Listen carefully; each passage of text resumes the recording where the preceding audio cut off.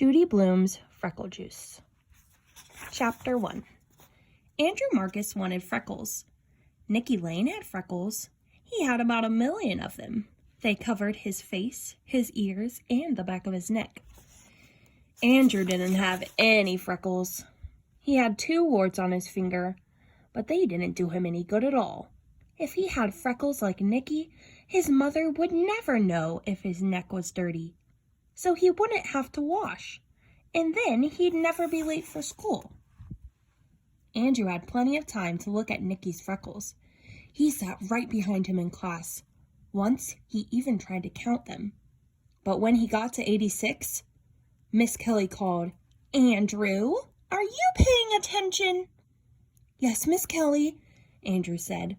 "Good, Andrew, I'm glad to hear that. Now will you please pick up your chair and join your reading group? We're all waiting for you." Andrew stood up in a hurry. His reading group giggled, especially Sharon. He couldn't stand that Sharon.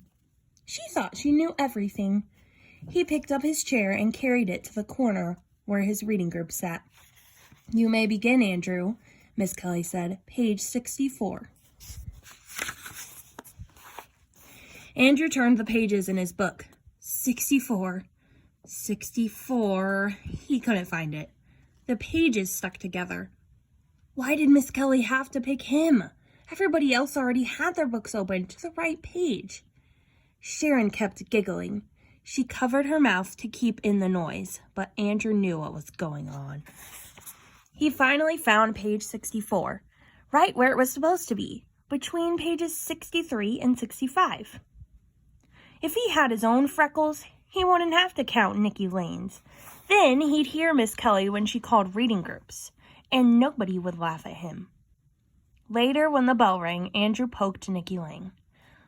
"What do you want?" Nicky asked, turning around. "I was wondering about your freckles," Andrew said. "Oh, yeah? What about them?" Andrew felt pretty stupid. "Well, how did you get them?" "What do you mean, how? You get born with them, that's how." Andrew thought that's what Nicky would say. Some help he was. "Line up, boys and girls," Miss Kelly said. "Time to go home now. Sharon, you may lead the girls. Andrew, you may lead the boys." Some luck! Just when he got to be leader, he had to stand next to Sharon. When they were in line, Sharon whispered to Andrew, "Psst, I know how to get them."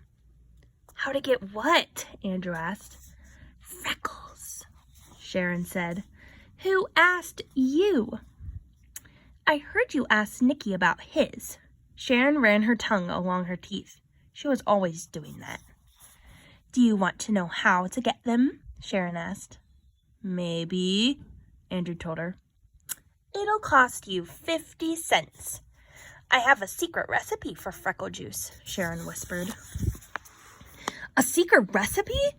"Uh-huh." Sharon's tongue reminded Andrew of a frog catching flies. He wondered if Sharon ever got a mouthful of bugs the way she opened her mouth and wiggled her tongue around. Andrew inspected Sharon's face. "You don't even have freckles." "Look close," Sharon said. "I've got 6 on my nose." "Big deal. A lot of good 6'll do." "You can get as many as you want. 6 was enough for me. It all depends on how much freckle juice you drink." Andrew didn't believe Sharon for a minute. Not 1 minute. There was no such thing as freckle juice. Andrew had never heard of it before.